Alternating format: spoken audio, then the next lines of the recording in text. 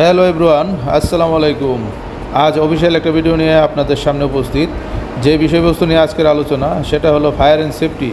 শিল্প প্রতিষ্ঠানে আমরা যারা জব করি, বিশেষ করে কমপ্লেন্স ফ্যাক্টরিতে ফায়ার সেফটি একটি মহা গুরুত্বপূর্ণ অংশ।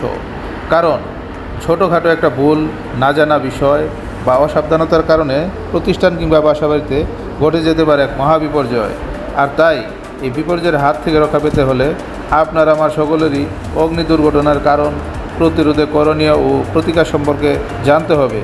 এসব জানলে আপনি যেমন নিরাপদ, আপনার আশেপাশের লোকদেরও নিরাপদে রাখতে পারবেন এবং সেই সাথে আপনার আমার কর্মস্থল নিরাপদে থাকবে।